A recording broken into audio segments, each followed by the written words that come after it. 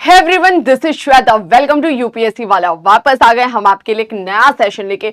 और आज की क्लास में हम डिस्कस करने वाले हैं हमारा नेक्स्ट चैप्टर नंबर 21, जिसका नाम है सातवाहनाज। तो प्रीवियस जो हमारे कुछ लेक्चर्स हुए थे, हमने काफी डिटेल में जाना था पोस्ट मॉडर्न पीरियड के बारे में। और मैंने आपको बताया था कि लगभग 185 ईसा पूर्व या फिर 185 बीसी के आसपास मौर्यन एम्पायर डिक्लाइन हो जाता है। इंडिया का सबसे बड़ा एम्पायर डिक्लाइन होता है और डिक्लाइन होने के बाद उसकी जगह पर हमें दो तरीके के उत्तराधिकारी या सक्सेसर्स रूल करते हुए दिखाई देते। एक जिन्हें हमने बोला था फॉरेन इन्वेडर्स या सक्सेसर, विदेशी उत्तराधिकारी। ओके, जिसमें हमने जाना था इंडो ग्रीक, शक, पार्थियन और कुशांस के बारे में।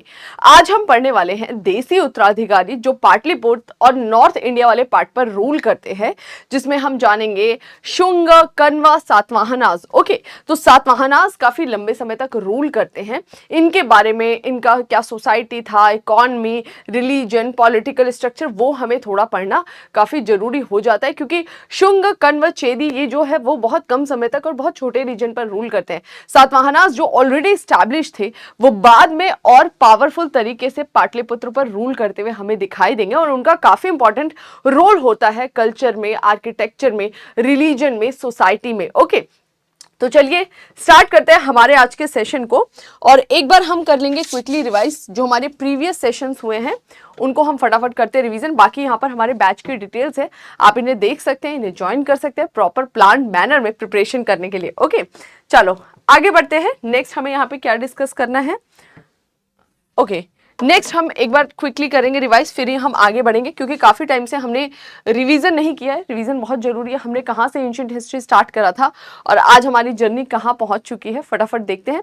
सबसे पहले हमने किसके बारे में पढ़ा था, स्टोन एज या फिर जिसे आप बोलते हैं पाषाण काल, कि कैसे पत्थरों वाला समय था। और हमने इसका टाइम पीरियड डिसाइड करा था कि 2 लाख बीसी से लेकर लगभग हमें पता लगता है 2 लाख से लेकर अप्रॉक्स 3000 ईसा पूर्व तक का जो टाइम पीरियड है वो पाषाण काल था।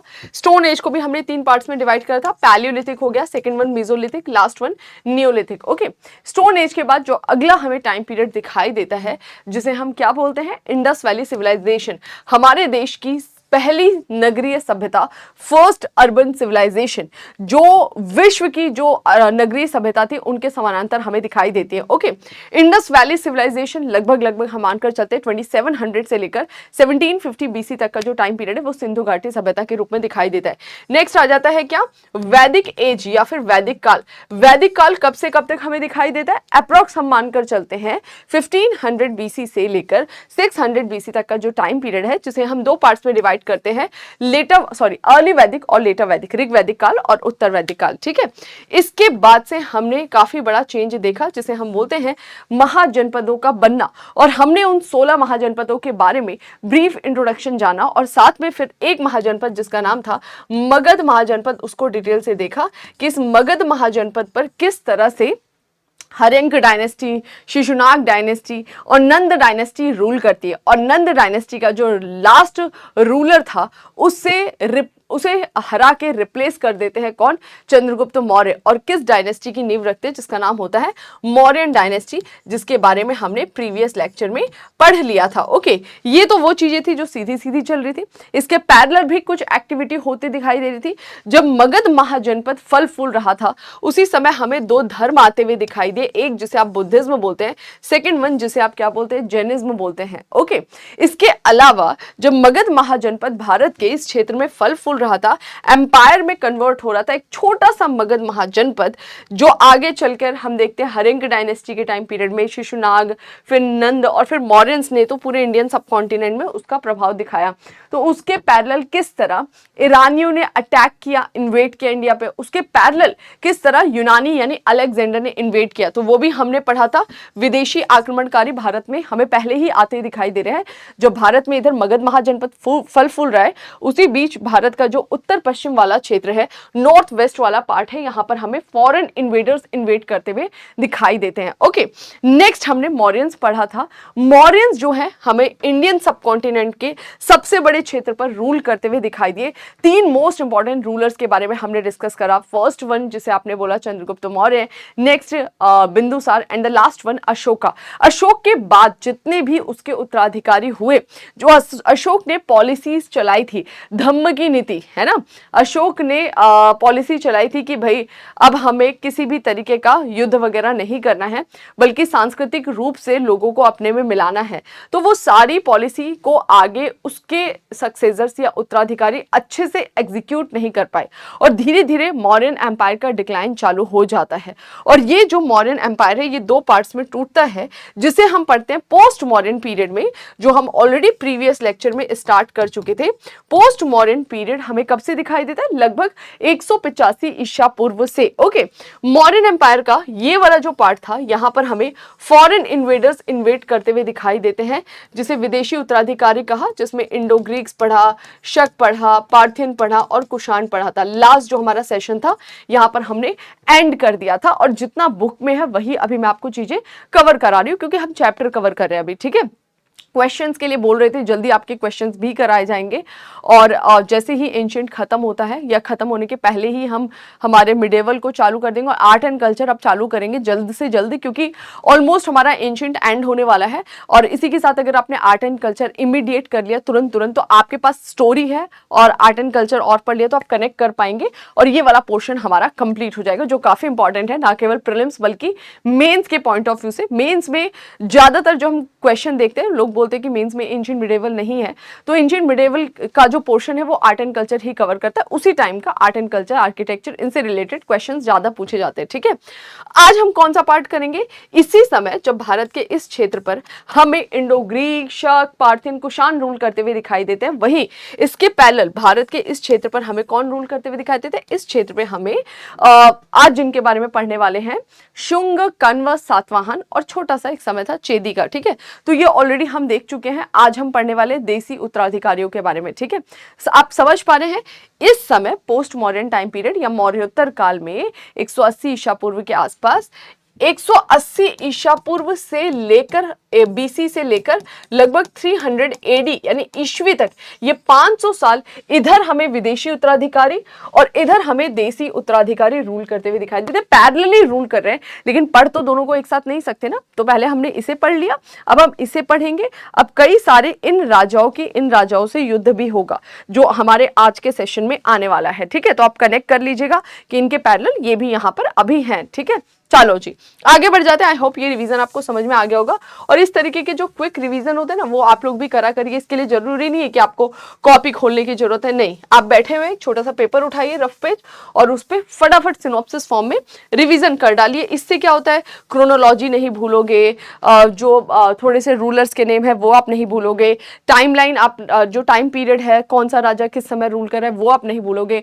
रूलर्स के नेम नहीं भूलोगे। बाकी डेप्थ में अपना वीकली या फिर 15 डेज पर रिवीजन करते रहिए। ठीक है, चलो अभी डायरेक्टली आते हैं हम हमारे टॉपिक पे, सातवाहनास। ओके, प्रीवियस लेक्चर में मैप नहीं था, ये देखिए मैप है। सबसे पहले इंडो ग्रीक आए थे, फिर हमें दिखाई देते हैं शक आए थे।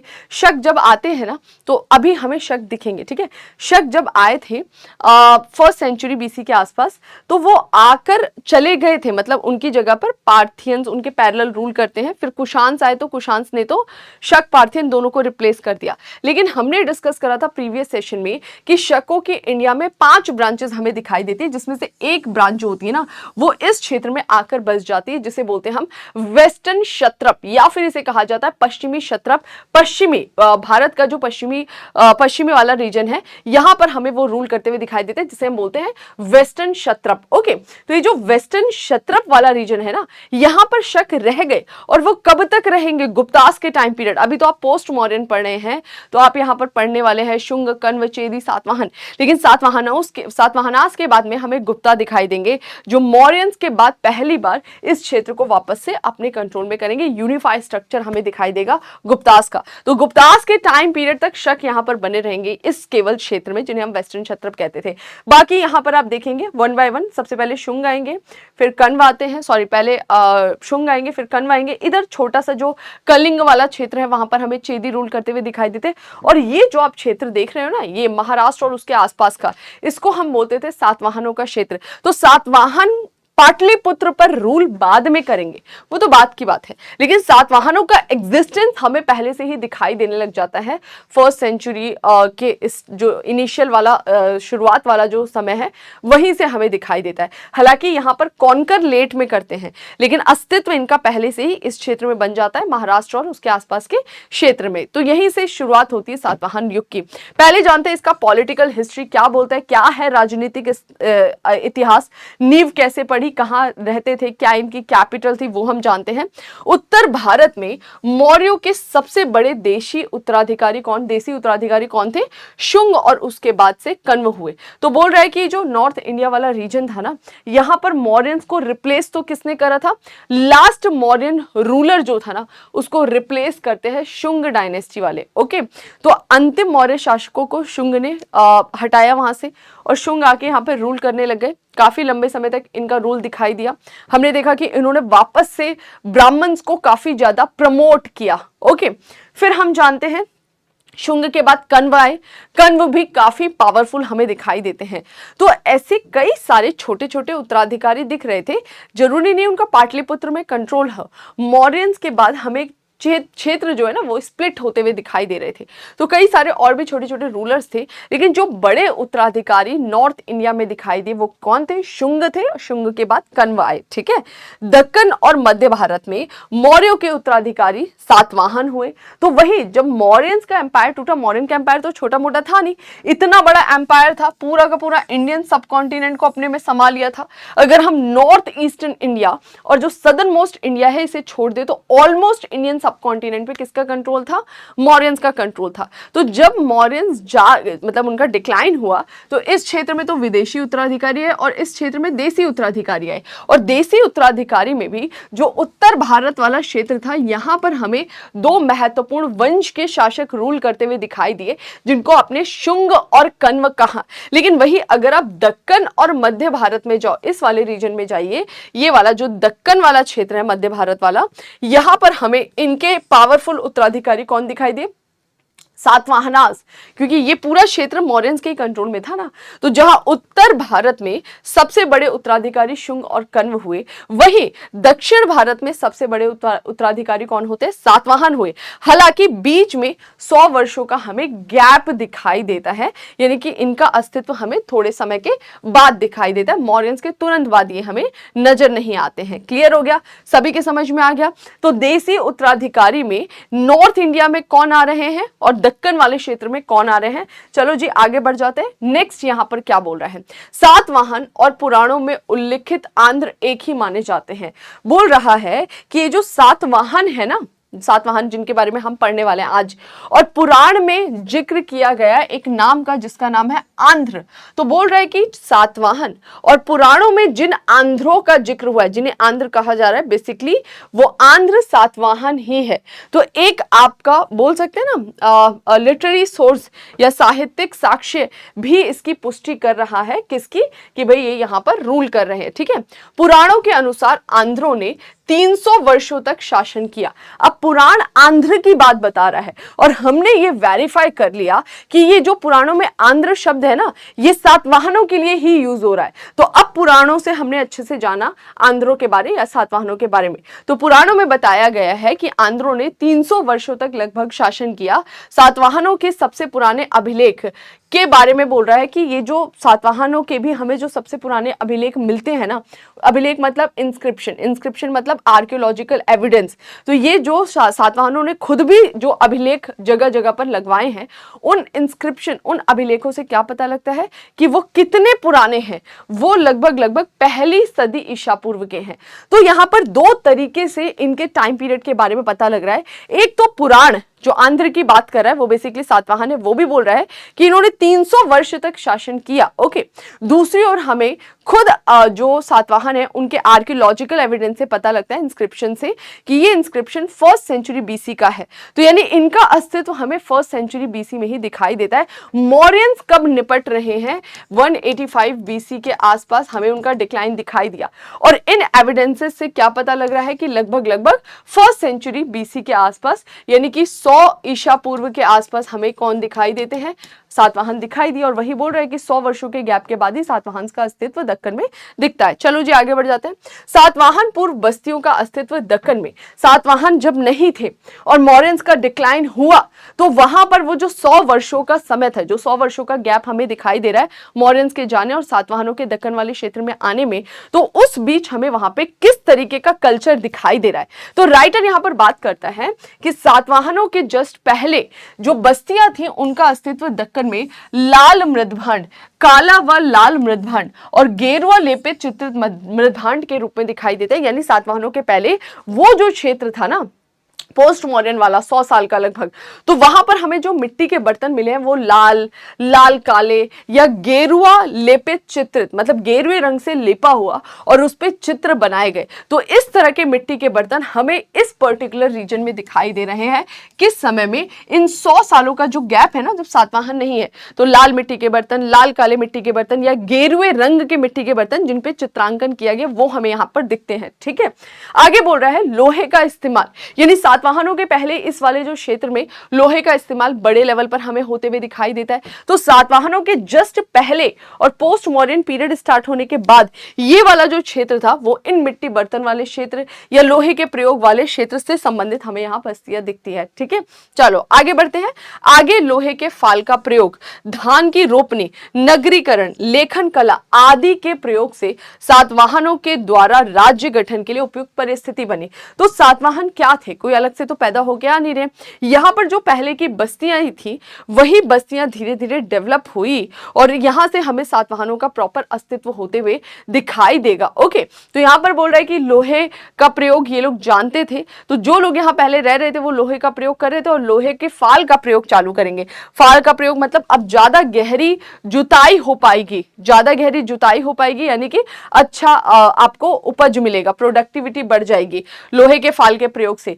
धान की रोपनी, जैसे हमने देखा था कि क्यों मगध जो है वो एक एम्पायर में कन्वर्ट हुआ, तो आगे चलकर धान की रोपाई मगध में चालू हो जाती है। रोपाई में क्या होता है कि आपकी फसल जो है, जो पहले आपने बीज बोकर उससे घास निकाली, अब आप उनको लगा रहे हैं, तो अब जो फसल होती है, मान लो पहले आप डायरेक्ट बीज बोते तो उसमें से 80% या 60% ही बीज से फसल उगती।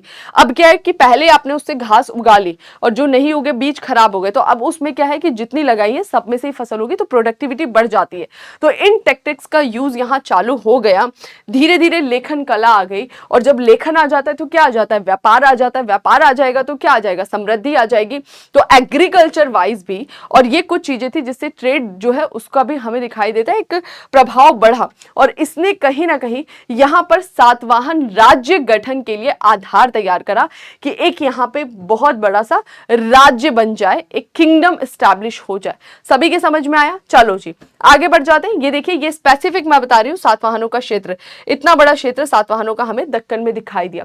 सातवाहन के पैरेलल यहाँ पर कौन दिखाई दे रहे हैं? शुंग दिखाई देंगे, कण्व दिखाई देंगे और इधर सातवाहन। नेक्स्ट क्या बोल रहा है? आरंभिक सातवाहनों की सत्ता ऊपरी गोदावरी घाटी में स्थापित होते हुए हमें दिखाई देती है। धीरे धीरे इनके द्वारा अपनी सत्ता का विस्तार कर्नाटक और आंध्र प्रदेश पर किया गया। तो आप सभी ने रिवर्स के बारे में पढ़ा होगा। दक्षिण भारत की कुछ महत्वपूर्ण नदियां हैं जिनका हमें निकास दिखाई देता है ईस्टर्न कोस्ट पे और वेस्टर्न कोस्ट पर। यहाँ पर कौन है?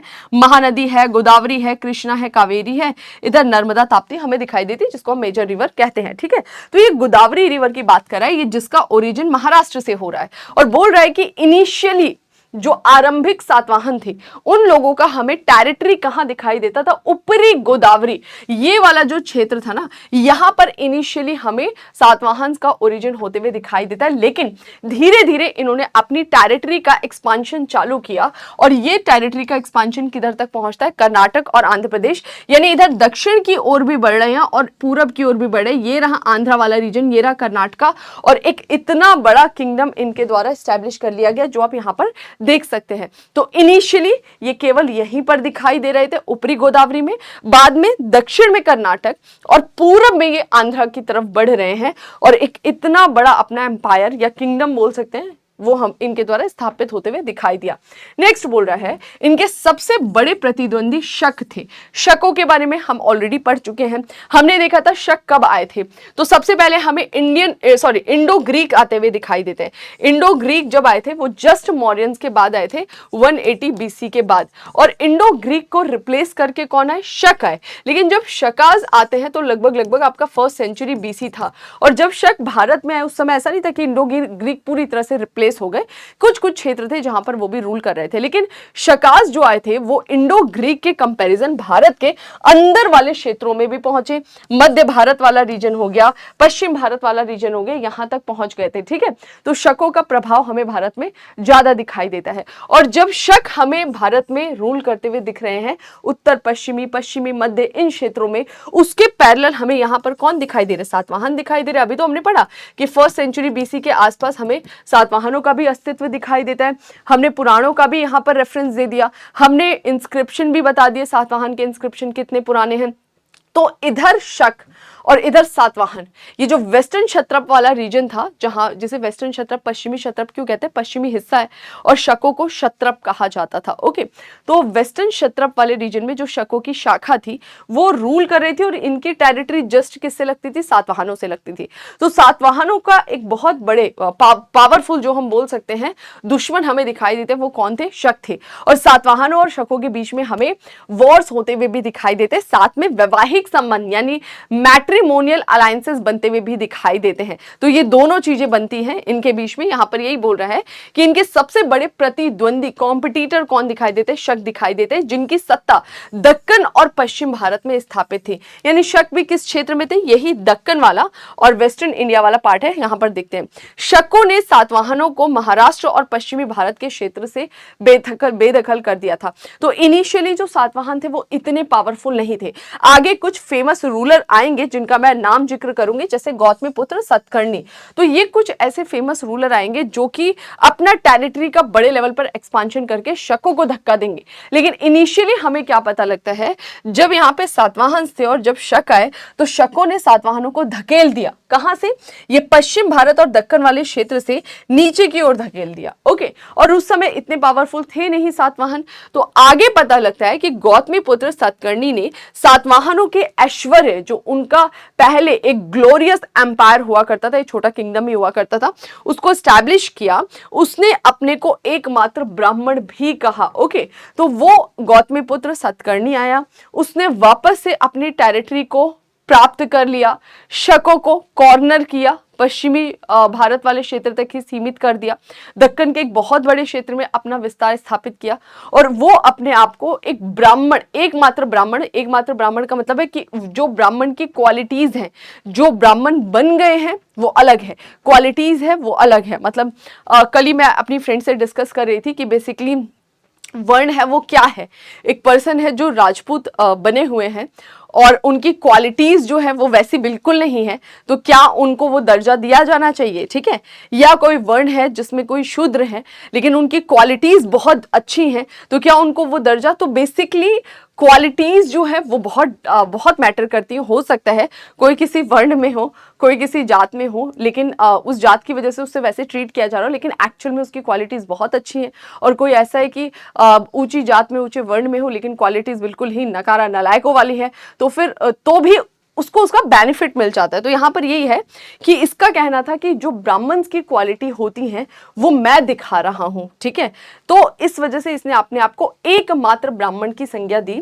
उसने शहरात वंश का नाश किया। इसके बहुत सारे ऐसे हमें दिखाई देते हैं, छोटे छोटे प्रतिद्वंदी थे। उनमें से एक प्रतिद्वंदी कौन था? नहपान भी था। तो नहपान को जब इसने हराया था, पराजित किया था, जिसका हमें जिक्र मिलता है, वो नहपान शहरात वंश से संबंध रखता था। तो ये पता लगता है कि गौतमीपुत्र सतकर्णी ने शहरात वंश या शको इन सब से वॉर लड़े और कहीं ना कहीं अपनी पावर, अपना इन्फ्लुएंस यहां पर दिखाया। चलो आगे बढ़ जाते हैं। नेक्स्ट, उसने मालवा और काठियावाड़ वाले क्षेत्र पर भी अपना अधिकार जमा लिया।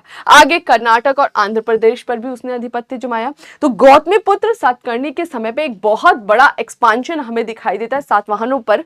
ये शकों की तरफ मूव कर जा रहे, ऊपर में शक रह रहे, जिन्होंने इन्हें धकेल दिया था, उन शकों के क्षेत्र में जा रहे हैं। मालवा काठियावाड़ वाले रीजन को कॉन्कर कर ले रहे हैं। ये वाला जो रीजन था ना, इसको अपने कंट्रोल में ये कर लेंगे, ठीक है, मालवा काठियावाड़। इसके अलावा बोल रहा है कि कर्नाटक तक ये पहुंच रहे हैं, आंध्रा तक पहुंच रहे हैं, इधर दक्षिण की तरफ, पूर्व की तरफ। ये एक्सपांशन गौतमीपुत्र सातकर्णी ने किया। इसके प्रत्यक्ष उत्तराधिकारी कौन हुए थे? वशिष्ठ पुत्र पुलुमाइनी के सिक्के और अभिलेख आंध्र में पाए गए हैं और उनकी राजधानी पैठन या प्रतिष्ठान थी। अब देखो, किसी का क्षेत्र, टेरिटरी कहां से कहां तक है, ये कैसे पता लगेगा? इवन पूरी एंशिएंट हिस्ट्री हमने कैसे निकाली है? या तो आर्कियोलॉजिकल एविडेंसेस है या लिटरेरी सोर्सेज है। लिटरेरी सोर्सेज जब भी हम पढ़ते हैं, इनको हम आर्कियोलॉजिकल एविडेंस से टैली जरूर करते हैं, ओके, कि अगर ये यहाँ था तो कुछ तो एविडेंस होंगे ना। तो ऐसे ही हमें पता लगता है कि गौतमीपुत्र सातकर्णी के जो उत्तराधिकारी हुए थे, जिनका नाम था वशिष्ठ पुत्र, इनके टाइम में जो कॉइन्स इशू किए जा रहे थे, क्योंकि बहुत अच्छे से इधर ट्रेड हमें फ्लोरिश होते हुए दिखाई देता है सातवाहनों के टाइम पीरियड में।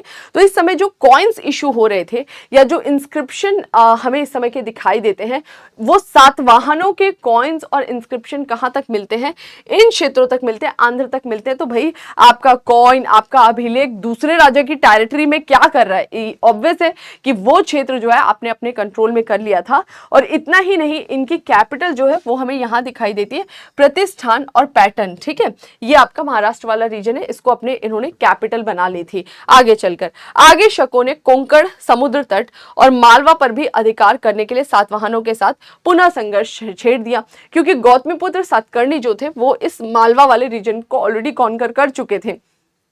तो अब शक, जैसे होता है ना कि कभी किसी का पावरफुल रूलर है, कभी किसी का पावरफुल रूलर है, तो पहले शक आए तो उन्होंने सातवाहनों को ढकेला।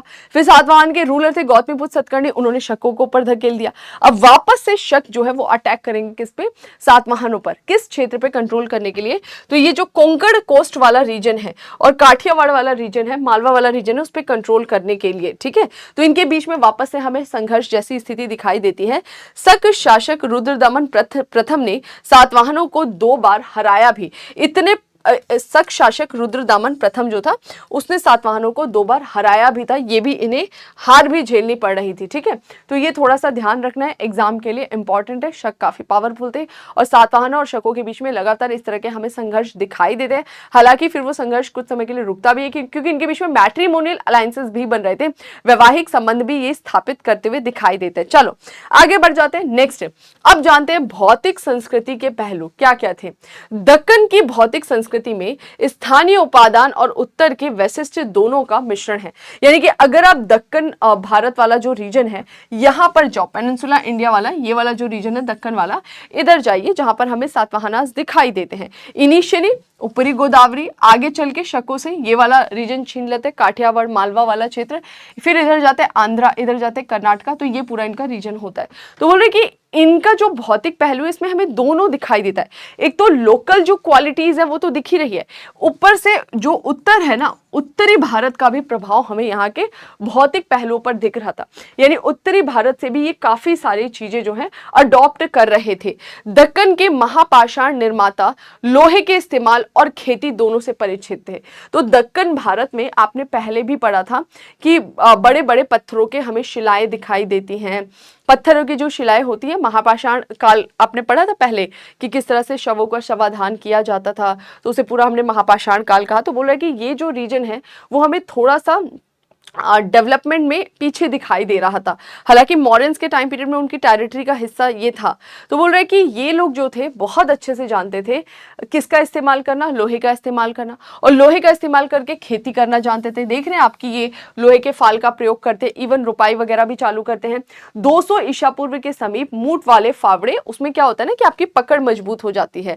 अब जो फावड़ा है खाली आप उसका वो वाला हिस्सा लेके और उससे आप खुदाई करो, और या हथौड़ी है केवल उसका हथौड़ा वाला जो पार्ट लेकर उसको खुदाई करो, या फिर उसमें लकड़ी का जो डंडा लगा होता है या पकड़ जो होती है, पकड़ वाला हिस्सा अगर आपको मिले जो मजबूत बनाया जाए, जिसको आप यूज करना चालू कर दे, तो उससे क्या होगा कि आप इजिली प्रोडक्टिव हो जाओगे। जो भी उसका काम है वो ज्यादा अच्छा होगा, ज्यादा इंटेंसिटी से होगा। तो यहाँ पर यही बोल रहा है दक्कन के महापाषाण निर्माता लोहे के इस्तेमाल और खेती दोनों से परिचित थे। तो ये लोहे का प्रयोग करना भी जानते थे, ये खेती का भी यूज करना जानते थे। और 200 ईसा पूर्व के आसपास हमें पता लगता है कि इनके द्वारा फावड़े, हंसिए, कुदाल, हल की फाल, इन सब का यूज किया जा रहा था।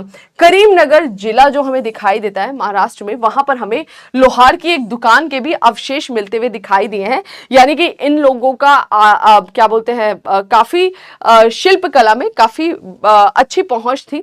यानी प्रॉपर लोहे की दुकान है, लोग लोहे का वस्तुएं खरीद रहे हैं, और वस्तुएं तभी खरीदेंगे ना जब ये उसका निर्माण करेंगे। इस लेवल की इनके पास शिल्प कला होगी। वहीं ये करीमनगर और वारंगल से लौह अयस्कों का उपयोग भी करते थे। तो ये जो लोकल रीजन थे, वारंगल वाला जो क्षेत्र है हमें आंध्रा वाले क्षेत्र में दिखाई दे रहा है, करीमनगर हमें दिखाई दे रहा है महाराष्ट्र में, यहां से इन लोग को लौह अयस्क मिल रहा है। उन लौह अयस्कों को उतने ताप पर गलाना, पिघलाना, उनसे औजार बनाना, उसमें हत्थे लगाना, ये सब जो है स्किल इनके पास थी, और फिर उसका बड़े लेवल पर यूज किया जा रहा है। इवन उसको सेल भी किया जा रहा है, बेचा भी जा रहा है, क्योंकि हमें शॉप्स मिलती हुई दिखाई दे रही है, उनके एविडेंसेस दिख रहे हैं। ठीक है, आगे बढ़ जाते हैं। कोलार वाला जो रीजन है, क्योंकि कर्नाटका, गौतमीपुत्र सतकर्णी जो है उसने कर्नाटका वाले रीजन को भी कॉन्कर कर लिया था। ठीक है, तो बोल रहे हैं जो कोलार वाला क्षेत्र है कर्नाटका का, यहां से सोने की प्राचीन खदानों के प्रमाण मिले हैं, तथा सातवाहनों ने इसका प्रयोग बहुमूल्य धातु के रूप में किया। अब गोल्ड का यूज किस तरह से किया जा रहा है? बहुमूल्य धातु का मतलब है कि ये बहुत प्रीशियस मेटल है, और इसका यूज हमें इसी पर्पस से करना है। फॉर एग्जाम्पल, अगर अभी कोई बोले गोल्ड का पर्पस कैसे होता है इंडिया में, तो बहुमूल्य धातु के रूप में ही होता है। और बहुमूल्य धातु मतलब बहुत ही महंगा है ये धातु। इसी वजह से आपने देखा होगा शादी विवाह, इसकी शुद्धता के कारण, प्योरिटी के कारण, तो शादी विवाह इन सब जगह पर हम सोने के ही जेवर चढ़ाते हैं, देते हैं, एज अ गिफ्ट लेन देन करते हैं। लेकिन ऐसा तो नहीं है ना कि आपको कोई सामान बनाना, हथौड़ा बनवाना है तो चलो सोने का हथौड़ा बनवा ले, है ना। कभी जा रहे हैं प्लेट चम्मच खरीदने के लिए तो सोने की खरीद ले, नहीं, क्योंकि ये मेटल बहुत प्रीशियस है, बहुत बहुमूल्य है, मतलब इसका जो वैल्यू है वो बहुत ज्यादा है। तो यहाँ पर ये बोल रहे कि इनको सोने की खदानें मिली, लेकिन इन्होंने सोने की खदानों का जो सोना है उसका प्रयोग बहुमूल्य धातु के रूप में किया, ना कि उसके कॉइन्स वगैरह इशू किए। वहीं जो इंडो ग्रीक्स आए थे इंडिया में पहली बार, किसने गोल्ड कॉइन इशू किए थे? तो इंडो ग्रीक ने इशू किए थे। और उन्होंने उनके बाद हमें कुशांस दिखाई दे रहे हैं, उन्होंने बहुत अच्छी क्वालिटी के बहुत सारे गोल्ड कॉइन इशू किए। और सबसे ज्यादा गोल्ड कॉइन इनके बाद जो हमें गुप्तास दिखाई देते हैं वो इशू करेंगे, लेकिन उन गुप्तास के गोल्ड कॉइन के नंबर्स तो ज्यादा थे, क्वालिटीज वो हमें नहीं दिखाई देती है। तो बस यहां पर यही बोलता है कि कोलार का जो सोने क्षेत्र वाला रीजन है वहां पर हमें बहुत सारी खदानें मिली हैं, लेकिन उसका प्रयोग बहुमूल्य धातु के रूप में हो रहा था, क्योंकि इनके जो कॉइन्स थे ना, सातवाहनों के कॉइन्स ज्यादातर शीशे, लेड के हुआ करते थे। साथ ही पोटीन, तांबे, कांसे, इनकी मुद्राएं भी चलाई गई है। तो इनके द्वारा जो कॉइन्स है वो जनरली इन धातुओं के कॉइन्स इशू किए जा रहे हैं। ये इंपॉर्टेंट है, इवन एक बार क्वेश्चन भी पूछा गया है प्रीलिम्स में, ऑब्जेक्टिव वाले क्वेश्चन में। तो यहां पर थोड़ा सा आपको ध्यान रखना है, कॉइन्स करेंसी से रिलेटेड क्वेश्चंस आते हैं। आगे बढ़ते हैं। दक्कन के लोग धान की रोपनी जानते थे, जिससे कृष्णा और गोदावरी के बीच का क्षेत्र चावल का विशाल भंडार वाला क्षेत्र हो गया। देखो ये रहा कृष्णा गोदावरी के बीच वाला रीजन, ये रहा आपका, सॉरी हाँ, ये रहा पूरा गोदावरी वाला क्षेत्र जो महाराष्ट्र का ऊपरी हिस्सा है, जहां से गोदावरी निकलते हुए दिखाई दे रही है। फिर इधर जाइए, आपका कृष्णा नदी है।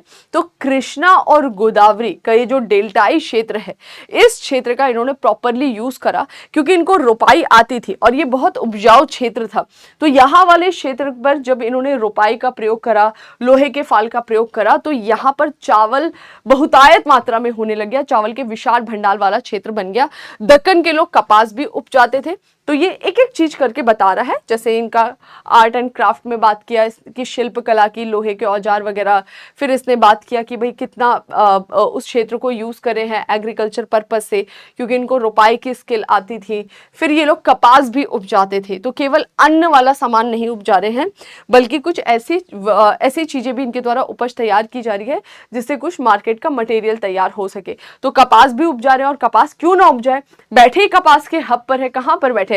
दक्कन वाला क्षेत्र, जहां काली कपास मृदा पाई जा रही है ना, ब्लैक सॉइल, रेगुर सॉइल मिलती है। इससे उन्नत ग्रामीण अर्थव्यवस्था विकसित हुई। तो जो ग्रामीण अर्थव्यवस्था थी वो भी इनकी काफी डेवलप्ड थी, जो बोलते हैं हम रूरल इकोनॉमी, क्योंकि भाई जो गांव वाला क्षेत्र है वहां पर खेती हो रही है। अब एक ऐसी खेती हो, रोपाई नहीं जानती हो, लोहे का प्रयोग नहीं करना जानते हो, लोहे के हल फाल कुछ भी ना हो, तो उसमें क्या होगा, घर के 10 लोग लगे हुए फिर उपज निकाल रहे हैं, और वहां पर रोपाई आती है, लोहे के हल फाल का प्रयोग करना आते हैं। इन सब का अगर वो यूज कर पा रहे हो, प्रोडक्टिविटी बढ़ जाएगी, तो 2-3 लोग ही वो जो है प्रोडक्शन निकाल के रख देंगे। ठीक है, इसके बाद से अलग अलग चीजों में लगे हुए हैं, कोई लोहे की वस्तुएं बना रहा है, उस लेवल का उनका क्राफ्ट हमें दिखाई दे रहा है, कपास उपजा रहे हैं, उससे हमें अलग अलग चीजें बनते हुए दिखाई दे रही है। तो इनकी जो रूरल इकोनॉमी थी, ग्रामीण अर्थव्यवस्था थी, वो काफी डेवलप्ड स्टेज में हमें दिखती है। आगे बढ़ जाते हैं नेक्स्ट, उत्तर के संपर्क से। तो अब ये तो आपने इनका लोकल देख लिया कि एग्रीकल्चर जानते थे, एग्रीकल्चर के अलग अलग टेक्टिक्स जानते थे, आयरन का ये यूज प्रॉपरली करना जानते थे। ठीक है, अब नेक्स्ट बोल रहा है कि उत्तर के संपर्क, यानी जो नदर्न इंडिया वाला पार्ट है, इससे क्या क्या चीजें हमें इनके द्वारा यूज करते हुए दिखाई देती हैं। उत्तर के संपर्क से दक्कन के लोगों ने सिक्के, पक्की ईंट, छल्लेदार कुएं, लेखन कला आदि का प्रयोग सीखा। क्यों भाई, संपर्क बहुत मतलब ऐसा होता है ना, कनेक्शन या मिलना जुलना। एक मैं लास्ट ईयर बेंगलोर गई थी, वहां पर मेरी जॉब थी, तो जब हम वहां पर गए तो वहां पर हमें रोज सुबह नाश्ते में मिलता था कुछ भी साउथ इंडियन डिश मिलती थी, हमें डिनर में रसम जरूर मिलता था। तो अच्छा पता लगा ये रसम कैसे बनता है, करी पत्ते का यूज़ करना पता लगा। बहुत सारी चीज़, उनके कुछ फेस्टिवल, विश्वकर्मा पूजा जो यहाँ होती है वहाँ पर बहुत अच्छे से सेलिब्रेट किया जाता है। तो बहुत सारी चीज़ें होती हैं जो कि कल्चर्स का आदान प्रदान होता है। जब आप उस रीजन में जाओ, वहाँ के लोग आपके पास में आए, अच्छी चीज़ें, बुरी चीज़ें, सब कुछ का आदान प्रदान होता है। तो ऐसे ही बोल रहा है कि जब ये लोग नॉर्थ इंडिया वाला रीजन जो उसके संपर्क में आए, तो वहाँ से इन लोगों ने सिक्के मतलब कॉइन्स, पकी हुई ईंटों का यूज, छल्लेदार कुएं, इनका प्रयोग करना शुरू किया। ठीक है, द्वितीय शताब्दी ईस्वी। अब ईस्वी की बात करें, ये टाइम पीरियड नोट कर लीजिए। ईस्वी मतलब हम आ गए 0 के 200 साल इधर के आसपास की बात कर रहे हैं। ईंटों के बने हुए 22 कुएं भी पाए गए हैं। तो ऐसा हमें पता लग रहा है कि यहाँ पर जो हमें आर्कियोलॉजिकल एविडेंसेस मिल रहे हैं उसमें ये इस तरह के कुएं भी मिल रहे हैं। ठीक है, जिससे घनी आबादी के विकास में सुविधा हुई। तो बड़े लेवल पर यहाँ पर कुएं बन रहे हैं, और वो छल्लेदार कुएं पहले कहाँ बनते थे? नॉर्थ इंडिया में, अब बनने लगे साउथ इंडिया वाले, दक्कन वाले क्षेत्र में। इसका मतलब है कि वहां से ये चीजें अडॉप्ट करके इधर आ रही हैं। और बड़े लेवल पर कुएं का अगर निर्माण होगा तो उससे क्या बेनिफिट होगा कि लोगों को जो पानी का इश्यू है वो सॉल्व होगा, फिर लोग वहां ज्यादा से ज्यादा रहना चाहेंगे। अभी आप कहीं भी रहिए, इंडिया के किसी भी पार्ट में रहिए, आज इस लेवल पर चीजें आ चुकी है, डेवलपमेंट है, टेक्नोलॉजी है, तो हर जगह आपको सब कुछ अवेलेबल हो जाता है। लेकिन कभी आप ऐसे क्षेत्र में चले जाइए, कहीं भी देश के किसी भी हिस्से में, आप सिटी में ही रह रहे हैं, वहां पर पानी की किल्लत हो जाए तो क्या आप रह सकते हैं? एक दिन पानी नहीं है, तुरंत छोड़ के चलोगे, कितने भी बड़े से बड़ा महानगर हो, तुरंत वहां से भागोगे। तो पानी या कुछ ऐसी बेसिक नीड्स होती हैं जो हमें चाहिए, और जहां पर भी ये मिल जाता है, इजीली अवेलेबल होता है, पानी हो, लाइट हो, अगर कहीं नहीं रहे तो आप महानगर में रुकोगे क्या? बड़ी सिटीज में भी वहां से भी भागोगे, जो भी मेट्रो सिटीज होती हैं। और अब आपको वो सब फैसिलिटी यहाँ मिल रही है, तो आप इजीली यहाँ पर रह रहे हो। तो ऐसे ही जो जनसंख्या होती है ना, क्राउड होती है, या फिर जो पॉपुलेशन डेंसिटी होती है, वो कुछ बेसिक चीज़ों पर डिपेंड करती है। आज हम इन चीज़ों को काउंट नहीं करते क्योंकि इतना ईजी हो गया है इनको अवेल करना, पानी है, लाइट है, हर जगह पहुँच जा रहा है। लेकिन उस समय यही इनकी बेसिक और मोस्ट इंपॉर्टेंट नीड हुआ करती थी। तो जब पानी के इस तरह कुएं जगह जगह बनने लग गए, तो यहाँ पर हमें जनसंख्या वृद्धि होती होते हुए भी दिखाई दी। भारी संख्या में हमें यहाँ से भारी संख्या में मिले रोमन और सातवाहनों सिक्कों से बढ़ते हुए व्यापार का भी पता लगता है। अब भाई आप ट्रेड कर रहे हो तो जैसे आज हमें इंडिया में एक प्रॉपर हमारा रिजर्व रखना पड़ता है, क्या, डॉलर, फॉरेक्स, है ना, अदरवाइज कैसे होगा। ट्रेड के लिए आज एक बहुत कॉमन मीडियम बना हुआ है। तो ये क्या दिखा रहा है, बाद की शताब्दी में आजकल तो भाई सारी चीजें आपके पास हैं, आप देख सुन सकते हो, समझ सकते हो। उस टाइम पीरियड के बारे में कैसे पता लग रहा है, तो बोल रहे हैं कि वहां पर हमें रोमन कॉइन्स मिलते हुए दिखाई दे रहे हैं। रोमन कॉइन्स मिलना, इसका सिंपल सा मतलब है उनकी करेंसी तभी मिल रही है जब आप लोगों के बीच में ट्रेड हो रहा है बड़े लेवल पर, और आप भी बहुत बड़ी संख्या में करेंसी इशू कर रहे हो। यानी करेंसी का इतने बड़े नंबर्स में इशू कराना और वहां की करेंसी का आपके यहाँ पर मिलना, ये शो कर रहा है कि ये लोग ट्रेड पर भी बहुत फोकस कर रहे थे। ओके, नेक्स्ट चलते हैं सामाजिक संगठन। तो यहाँ पर आपने इनका पूरा भौतिक परिवेश जाना कि व्यापार कर रहे हैं, कृषि कर रहे हैं, शिल्प भी हमें इनका दिखाई दे रहा है और उसका इनको बेनिफिट मिलते हुए दिख रहा है। चलो अब देख लेते हैं इनका सोशल जो ऑर्गेनाइजेशन था या स्ट्रक्चर था वो किस टाइप का था। सातवाहन दक्कन की किसी जनजाति के लोग थे। सातवाहनों के बारे में बोला जाता है कि ये बेसिकली ट्राइबल कम्युनिटी से रिलेटेड थे, यानी इनका जो संबंध है वो जनजातीय लोगों से था, लेकिन वे बाद में ब्राह्मण्स बना लिए गए और ये उस समय पे बहुत ज्यादा चल रहा था। ओके, तो ब्राह्मण्स के पास पावर थी कि वो किसी भी जनजाति या अन्य लोगों को वर्ण व्यवस्था के किसी उसमें सम्मिलित कर लेते थे। अब हमें जो भी इंफॉर्मेशन मिलती है वो ये मिलती है कि सातवाहन थे जनजातीय, लेकिन बाद में इनको ब्राह्मणों ने किसमें सम्मिलित कर लिया, ब्राह्मण में सम्मिलित कर लिया। उसने विच्छिन्न होते हुए चातुर्वर्ण को फिर से स्थापित किया। इवन ऐसा कहा जाता है कि जो वर्ण व्यवस्था है ना वो धीरे धीरे मौर्यंस के टाइम पीरियड में अपना महत्व खो रही थी। और वर्ण व्यवस्था महत्व क्या खो रही थी, बेसिकली ये है कि जो वर्ण व्यवस्था वाला सिस्टम था बुद्धिज्म को प्रमोट होने की वजह से, जैसे आपने देखा वर्ण व्यवस्था क्या, ब्राह्मण, क्षत्रिय, वैश्य, शूद्र, ये हमें 4 चीजें दिखाई दे रही हैं। और वो भी किसके टाइम पीरियड में बात कर रहे थे हम, तो लेटर वैदिक टाइम पीरियड में बहुत ही स्ट्रांगली, बहुत ही जटिलता के साथ हमारी सोसाइटी में आ जाती है और चलता रहता है हर्यंक डायनेस्टी, शिशुनाग डायनेस्टी, नंद डायनेस्टी के टाइम पीरियड तक।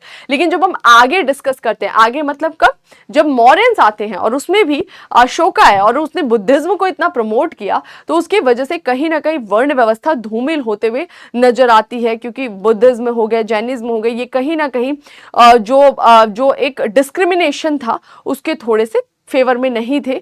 तो वो जो वर्ण व्यवस्था धूमिल हो रही थी वो वापस से कौन एस्टैब्लिश करते हुए दिखाई देते हैं, सातवाहन। ठीक है, तो उन्होंने विच्छिन्न होते हुए चातुर्वर्ण को फिर से स्थापित किया और वर्ण संकर को रोका। वर्ण संकर का मतलब क्या होता है कि एक वर्ण का दूसरे वर्ण में मिल जाना, ये जो हो रहा था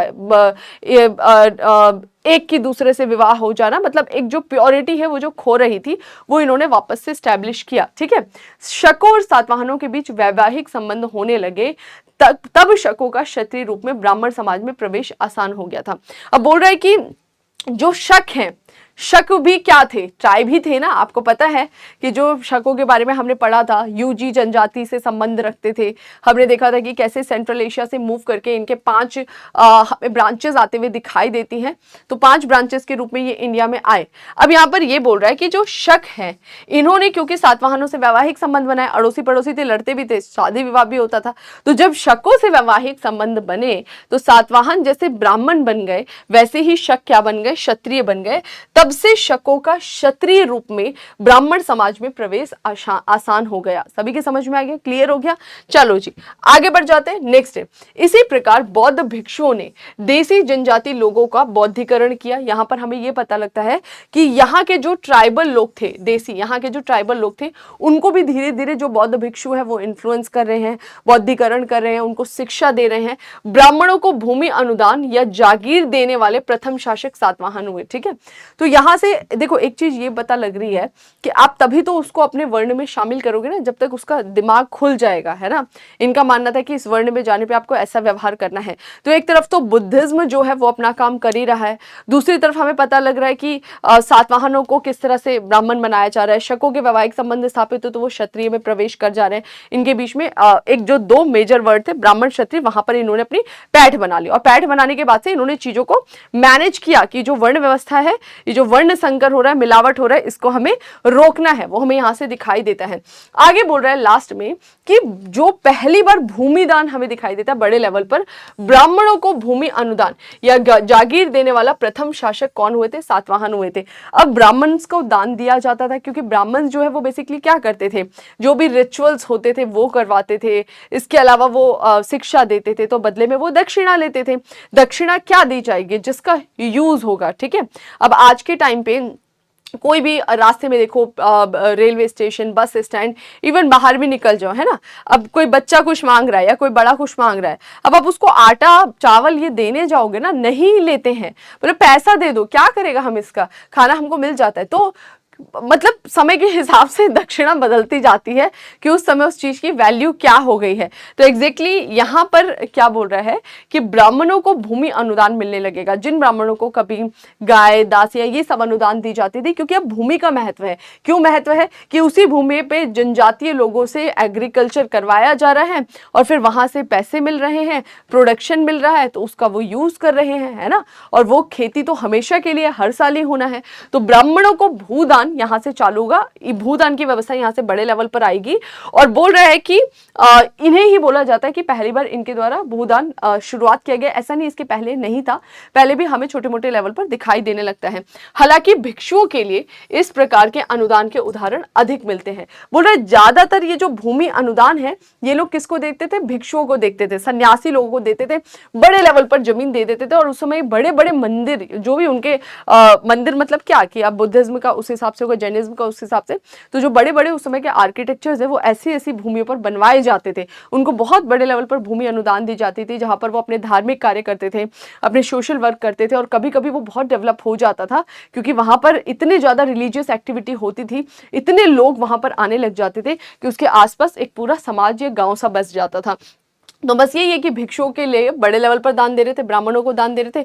शिल्प और व्यापार में जो वृद्धि हुई, प्रगति तथा अनेक वणिक और शिल्पी सामने आए।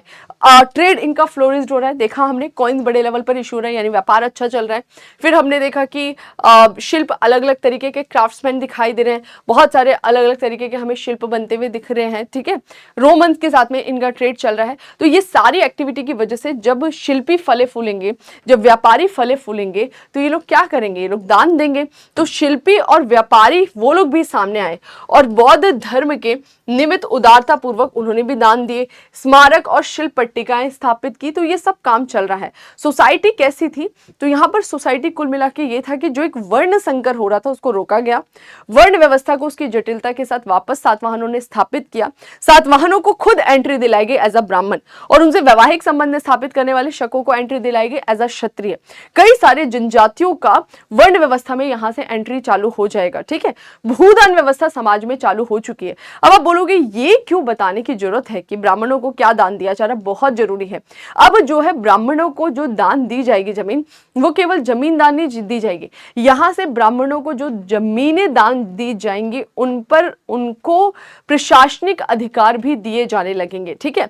अब उससे क्या होगा कि अगर आपने किसी को दान दे दिया और वो वहां का पूरा मैनेजमेंट कर ले रहा है, तो अब जो सुप्रीम पावर थी, राजा थी, उसका महत्व धीरे धीरे कम होने लगेगा। क्योंकि अब सिंपल सा देखो, पूरा लॉ एंड ऑर्डर एक व्यक्ति को या कुछ को मैनेज करना है, वो ऊपर बैठा हुआ है, ठीक है। आपने किसी को दान दिया लेकिन बोला है कि हम मैनेज करेंगे लॉ एंड ऑर्डर, तुम क्या करो, केवल यहाँ से जो इनकम मिलता है उसको लो, उसका भी इतना पार्ट हम तुम्हारा रहेगा, ठीक है। अब बोलेगा उसको प्रॉपर दान दे दिया कि तुम वहां की चीजें भी, लॉ एंड ऑर्डर भी देखो, तो अब वो लॉ एंड ऑर्डर देखेगा। उसके पास पैसा आएगा तो वो 10 लठैत आदमी को खड़ा कर लेगा, और पैसा आएगा तो उस 10 लठैत को क्या गन भी पकड़ा देगा। गन तो खैर उस समय नहीं था, मतलब जो भी वेपन्स हुआ करते थे या जो भी उस समय के टूल्स हुआ करते थे वो बनवा कर देगा। 10 की जगह 100 खड़ा कर लेगा, 100 खड़े करके वहां का मैनेजमेंट देखेगा। कल को राजा कुछ बोले और इसको पसंद नहीं आएगा, बोलेगा आ जाओ लड़ लो हमारे से, आओ चलो। तो यहां से क्या होगा ना, धीरे धीरे राजा की पावर वीक होते हुए आएगी और यहां से डिसेंट्रलाइजेशन चालू होगा, यानी विकेंद्रीकरण। जैसे मौर्यंस के टाइम पीरियड में सेंट्रलाइजेशन का बिल्कुल पीक चल रहा था, चरम चल रहा था। कैसे? ग्राउंड लेवल से पावर सिर्फ मौर्यंस ने अपने हाथ पर ले ली थी, पूरा सेंट्रलाइज्ड स्ट्रक्चर था, अपने अपने राजकुमारों के माध्यम से पूरा मौर्यन किंग रूल कर रहा था, प्रॉपर एक एडमिनिस्ट्रेटिव स्ट्रक्चर बना रखा था।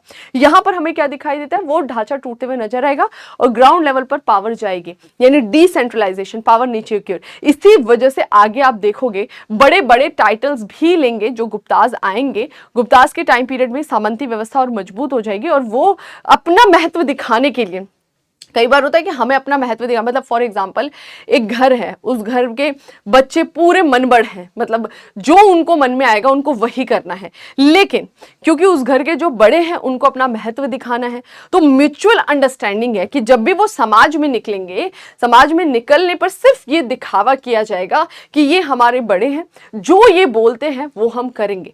अब इसको हाँ बोलना है तो इस बड़े को आगे कर देगा, और इसको ना बोलना है तो ये इस बड़े को आगे कर देगा, लेकिन एक्चुअल में किसकी मर्जी है? इसकी मर्जी है, ठीक है।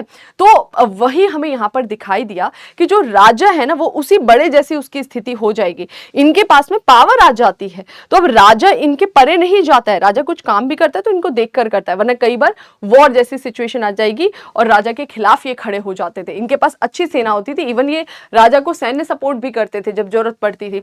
तो बस ये सब चीजें यहां से चालू होते हुए हमें दिखाई देती है। नेक्स्ट, उत्तर भारत के आर्यों के समाज में पिता का महत्व माता से अधिक था, लेकिन सातवाहनों में हमें मात्र सत्तात्मक ढांचे का आभास मिलता है। अब इसको थोड़ा सा समझिएगा, इंडियन सोसाइटी पैट्रियार्कल हो चुकी थी लेटर वैदिक टाइम से ही, ठीक है, और पर्सनली इसे मत लीजिएगा, लेटर वैदिक टाइम पीरियड से जो पैट्रियार्कल सोसाइटी हुई है वो आज भी हमारे समाज में मजबूत है। पितृ सत्तात्मक समाज आज भी है हमारा, और बहुत बड़े लेवल पर, मतलब इतना लेवल है पितृ सत्तात्मक समाज का कि महिलाओं को एक्सप्लॉइट कर लिया जाता है हर लेवल पर, चाहे वर्किंग वुमेन हो, आप किसी भी पद पर हो, कहीं ना कहीं आपके दिमाग में वो चीजें डाली जाती है और आपको मैनेज करना पड़ता है, क्योंकि महिलाएं हैं ना। चलो, अब तो यहां पर यही बोल रहा है कि उत्तर भारत जो है वो दिखा रहा है पैट्रियार्कल सोसाइटी, वो लेटर वैदिक से ही चालू हो चुके हैं। पितृ सत्तात्मक मतलब जो मेल है उनका ही प्रभाव रहेगा, घर के मालिक वही रहेंगे, डिसीजन वही लेंगे, सारी चीजें यही होंगी।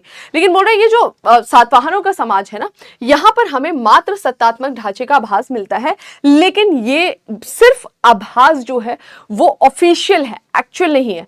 ऑफिशियल आभास का मतलब है कि जितने सातवाहन किंग हुए थे ना, हमें ज्यादातर दिखाई देते हैं उन किंग्स का नाम उनकी माताओं के नाम के साथ जोड़ के लिखा जाता था। गौतमी के पुत्र सातकर्णी, समझ में आया? गौतमी पुत्र सातकर्णी, ठीक है। लेकिन ये केवल नाम में इन्फ्लुएंस दिखाई दे रहा है, एक बोल सकते हैं विमेन का रिस्पेक्ट या उनका प्रभाव हमें वहां दिख रहा है, लेकिन एक्चुअल में ऐसा नहीं था कि डिसीजन विमेन्स ले रही है, बिल्कुल भी नहीं। सारा का सारा जो राजपाट है वो किसको जाता था? बेटे को ही जाता था, यानी सोसाइटी पैट्रियार्कल ही है। जो राजवंश का जो भी किंग होता था वो राजा ही बनता था, वो लड़का ही बनता था, कोई लड़की नहीं बनती थी।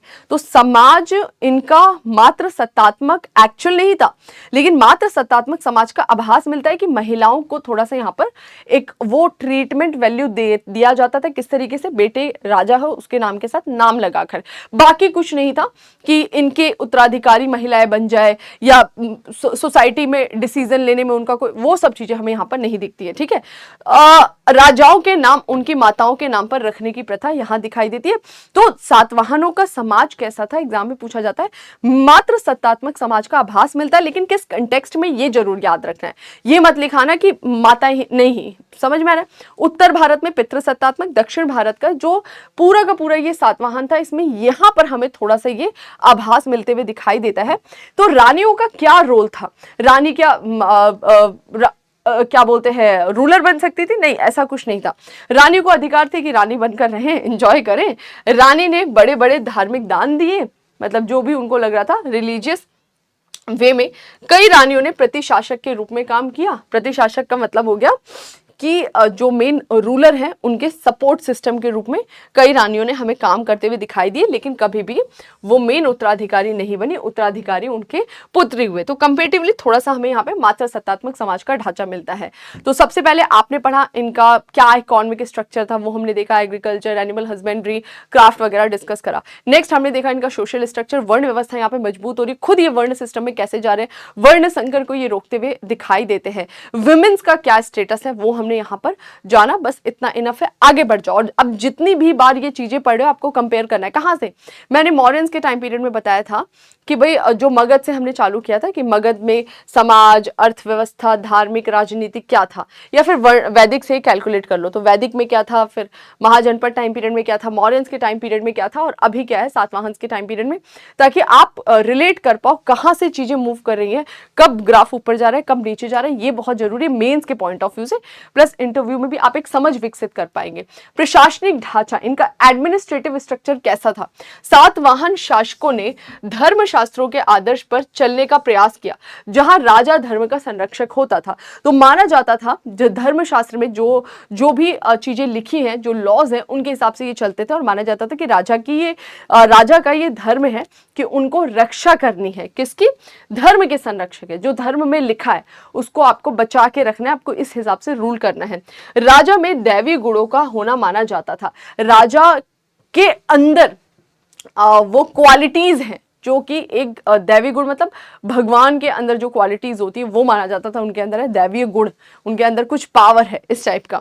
सातवाहनों ने कई प्रशासनिक इकाइयां वही रखी जो अशोक के काल में पाई गई। इवन मैंने बोला भी था कि पोस्ट मॉडर्न टाइम पीरियड में हमें बहुत सारे ऐसे किंगडम्स दिखाई देंगे जो बहुत चेंजेस नहीं करते, ऑलरेडी जो चल रहा था उसी को उन्होंने कंटिन्यू कर दिया, बहुत कम फेरबदल के साथ में। ठीक है, सेनापति को प्रांत का शासनाध्यक्ष या गवर्नर बनाया गया था। जो भी इनके क्षेत्र थे उनको इन्होंने प्रोविंस में डिवाइड कर रखा था। जो प्रांत था ना उसका अध्यक्ष किसको बना देते थे? अपने सेनापति को, कि वो वहां का मैनेजमेंट करेगा।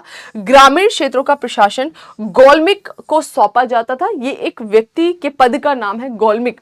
तो गौलमिक नामक जो व्यक्ति जो पद होता था उस पर जो बैठते थे उनको ये सौंपा जाता था कि आप क्या करेंगे? ग्रामीण क्षेत्रों का प्रशासन देखेंगे। तो बेसिकली प्रांतीय प्रोविंस लेवल पर ये था, जो ग्रामीण स्तर पर ये था, हमें बहुत ज्यादा चेंजेस नहीं दिखाई। मौर्यंस के टाइम पीरियड में प्रोविंस का मैनेजमेंट कौन करते थे? राजकुमार करते थे। ठीक है, ये थोड़ा सा याद रखना है। चलो आगे बढ़ जाते हैं। नेक्स्ट, इनका सैनिक चरित्र उसके अभिलेखों में कटक और स्कंदवार शब्दों से पता लगता है।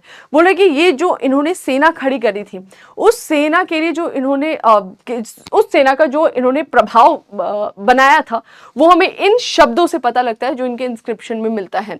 सातवाहनों ने ब्राह्मण और बौद्ध भिक्षुओं को कर मुक्त ग्रामदान देने की प्रथा आरंभ की कि इस पे आपको कोई टैक्स पे नहीं करना, और यहीं से क्या आ जाएगा? डिसेंट्रलाइजेशन आ जाएगा। दान दिए गए ऐसे क्षेत्र सातवाहन राज्य के भीतर छोटे छोटे स्वतंत्र द्वीप जैसे बन गए। मैंने बोला ना, आपने अब क्षेत्र दे दिया, वहां पर टैक्स फ्री कर दिया, आप वहां का मैनेजमेंट कर रहे हो, अब वो इंडिपेंडेंट होते हुए दिख रहे हैं हमें। तो है वो आपके अंडर में, लेकिन इंडिपेंडेंट टाइप के हैं, आपकी बात नहीं सुनेंगे। समझ में आ रहा है?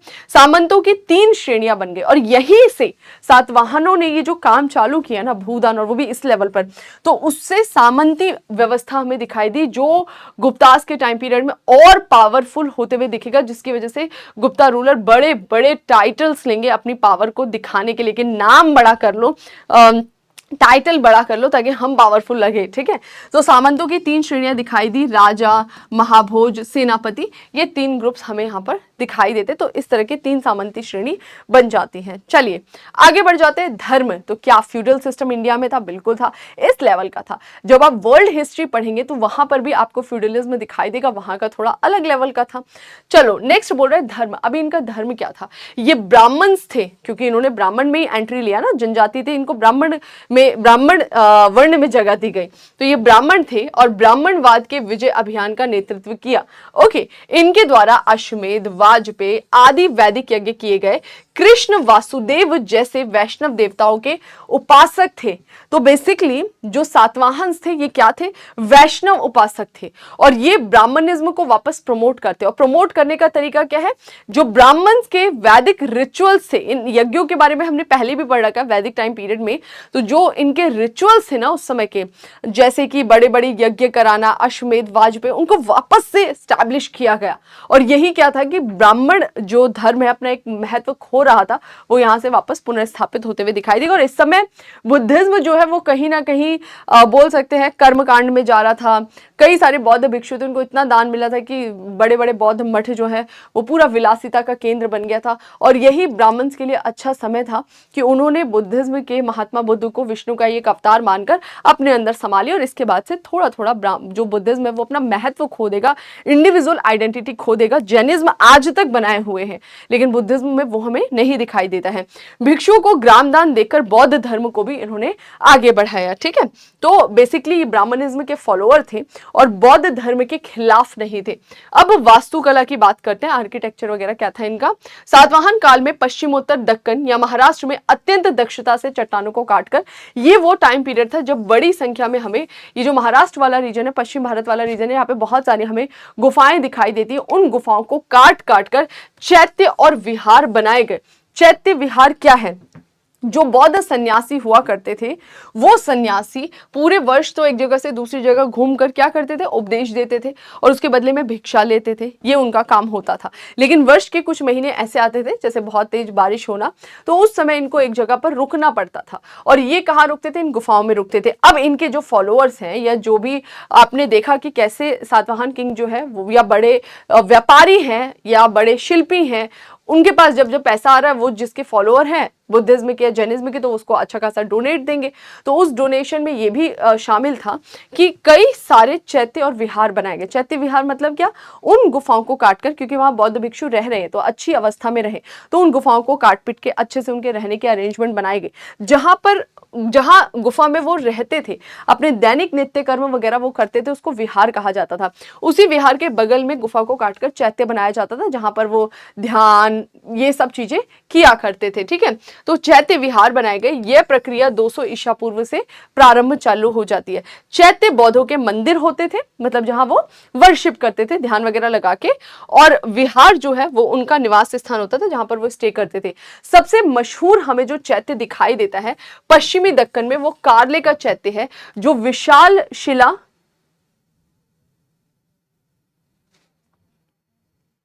वास्तुकला का उदाहरण है, विशाल शिला वास्तुकला का उदाहरण है। बहुत बड़ा शिला वास्तुकला, पत्थर की वास्तुकला जो बनाई गई उसका एग्जांपल है कार्ले। फिर बोल रहा है विहार चैत्यों के पास बनाए गए, जिनका उपयोग वर्षा काल में भिक्षु रहने के लिए करते थे। शिलाखंडीय वास्तुकला आंध्र में कृष्णा गोदावरी क्षेत्र में बनाए गए शिलाखंडी शिलाओं को काट कर जो वास्तुकला है वो हमें यहाँ पर भी बनते हुए दिखाई देती है। यह क्षेत्र स्वतंत्र बौद्ध संरचनाओं के लिए मशहूर है। आप जाइए, आपको आंध्र प्रदेश और उसके आसपास का जो कृष्णा गोदावरी वाला रीजन है, वहां पे ऐसे बहुत सारी वास्तुकला मिलेगी।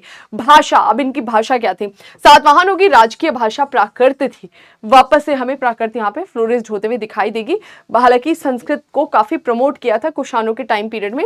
इनकी प्राकृत थी। सभी अभिलेख इसी भाषा में मिलते हैं, ब्राह्मी लिपि, प्राकृत भाषा। कुछ सातवाहन राजाओं ने प्राकृत में पुस्तकें भी लिखी हुई हैं। प्राकृत ग्रंथ गाथा सत्तसई हाल नामक सातवाहन राजा की रचना बताई जाती है, जिसमें लगभग 700 श्लोक मिलते हैं। ये जस्ट फैक्चुअल डेटा है। तो बेसिकली इनका लैंग्वेज क्या था, इनकी स्क्रिप्ट क्या थी? तो प्राकृत स्क्रिप्ट है इनकी, प्राकृत लैंग्वेज इनकी ब्राह्मी स्क्रिप्ट है। ब्राह्मी स्क्रिप्ट तो अशोका के टाइम पीरियड में भी चल रहा था ना इस रीजन में, नॉर्थ इंडिया दक्कन वाले रीजन में, तो वही ये कंटिन्यू कर जाते हैं। ठीक है, तो ये था हमारा आज का सेशन।